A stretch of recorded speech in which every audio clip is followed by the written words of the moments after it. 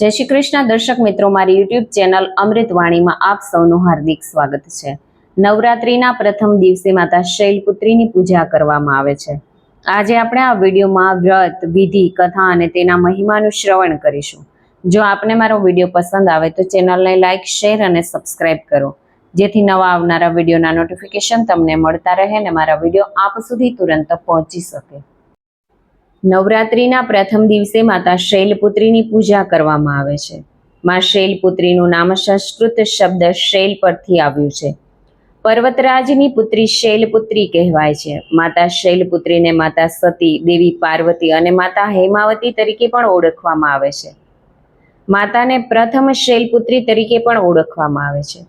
તે નવરાત્રિની પ્રથમ દેવી છે, જેની આ શુભ તહેવારના દિવસે પૂજા કરવામાં આવે છે।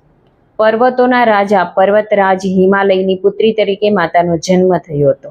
દેવી શૈલપુત્રીને માતા પાર્વતી, સતી ભવાની અને હિમાલયના શાસક તરીકે પણ ઓળખવામાં આવે છે।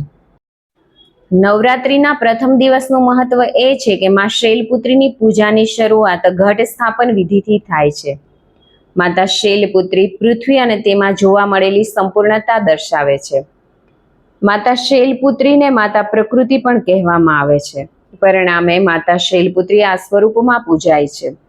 ઘટ સ્થાપન વિધિ એ માટીના વાસણની સ્થાપના છે, જેનું મોં પહોળું છે।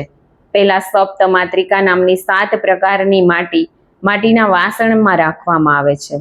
હવે આ વાસણમાં 7 પ્રકારના અનાજ અને જવના બીજ વાવવામાં આવે છે। ત્યારબાદ બીજ પર પાણી છાંટવામાં આવે છે। હવે એક કળશ લો અને એમાં પવિત્ર જળ, ગંગા જળ ભરો। પાણીમાં થોડું અક્ષત રાખો। હવે દુર્વાના પાન સાથે 5 રોકડ સિક્કા રાખો। હવે કળશની કિનારે ગોળ ક્રમમાં 5 કેરીના ઊંધા પાન રાખો અને તેના પર એક નારિયેળ મૂકો। તમે કાં તો નારિયેળને લાલ કપડામાં લપેટી શકો છો અથવા તેના ઉપર મોલી પણ બાંધી શકો છો। પંચોપચાર પૂજા એટલે 5 વસ્તુઓથી પૂજા કરો અને કળશને નૈવેદ્ય અર્પણ કરો। આ પૂજામાં સૌથી પહેલા તમારે ઘીનો દીવો કરવો। હવે ધૂપ સળગાવો, તેની સુગંધિત ધૂની કલશમાં અર્પણ કરો। ફૂલ, સુગંધ, નારિયેળ, ફળો અને મીઠાઈઓ વગેરે અર્પણ કરો। નવરાત્રિના પહેલા દિવસે માતાને ગાયનું શુદ્ધ ઘી ચડાવવામાં આવે છે। તો માતા શૈલપુત્રીની કૃપાથી વ્યક્તિને સ્વસ્થ અને ખુશ રહેવાનું વરદાન મળે છે।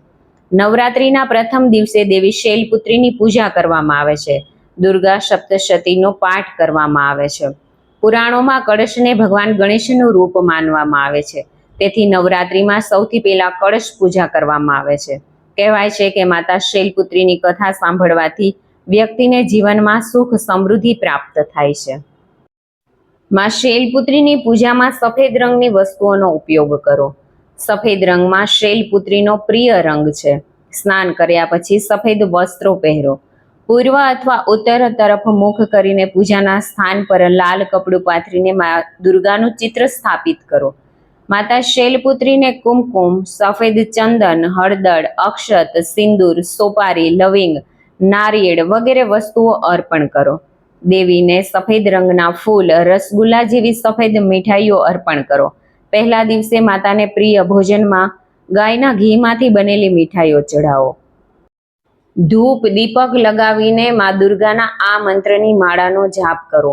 સર્વ મંગલ માંગલ્યે શિવે સર્વાર્થ સાધિકે શરણ્યે ત્રંબકે ગૌરી નારાયણે નમસ્તુતે। માં શૈલપુત્રીનો બીજ મંત્ર ઓમ શિવાય નમઃ। માં શૈલપુત્રીની પૂજા કરવાનો મંત્ર ઓમ દેવી શૈલપુત્રીય નમઃ। માં શૈલપુત્રીનો ધ્યાન મંત્ર વંદે વાજિતલાભાય ચંદ્રાર્ધકૃત શેખરામ વૃષારૂઢામ શૂલધરામ શૈલપુત્રીમ યશસ્વિનીમ। માતા શૈલપુત્રીની કથા। એકવાર પ્રજાપતિ દક્ષ સતીના પિતાએ યજ્ઞ દરમિયાન બધા દેવતાઓને આમંત્રિત કર્યા। તેમણે ભગવાન શિવ અને સતીને આમંત્રણ મોકલ્યું ન હતું, પરંતુ સતી આમંત્રણ વિના પણ યજ્ઞમાં જવા તૈયાર થયા હતા। આવી સ્થિતિમાં ભગવાન શિવે તેને સમજાવ્યું કે આમંત્રણ વગર યજ્ઞમાં જવું યોગ્ય નથી, પરંતુ જ્યારે સતી સંમત ન થયા તો ભગવાન શિવે તેને જવાની મંજૂરી આપી દીધી। સતી કોઈ પણ આમંત્રણ વિના પોતાના પિતાના ઘરે પહોંચી ગયા અને ત્યાં તેને બોલાવ્યા વિના જ એક અતિથિના વર્તનનો સામનો કરવો પડ્યો। સતી સાથે તેના માતા સિવાય કોઈએ બરાબર વાત કરી નહીં। તે પોતાના પિતાનો આવું કઠોર વર્તન અને અપમાન સહન કરી શકી નહીં અને ગુસ્સે થઈ ગઈ. આ ક્રોધ, અપરાધ ભાવ અને ક્રોધમાં તેણે યજ્ઞમાં કૂદીને પોતાના પ્રાણ આપી દીધા. ભગવાન શિવને આ સમાચાર મળતા જ તેમણે પોતાના ગણને દક્ષને ત્યાં મોકલી દીધા અને પોતાના સ્થાન પર ચાલી રહેલા યજ્ઞનો નાશ કર્યો. ત્યાર પછીના જન્મમાં તેનો જન્મ હિમાલયની પુત્રી તરીકે થયો હતો, જેને શૈલપુત્રી કહેવામાં આવે છે. જય માતાજી, જય માતા શૈલપુત્રી.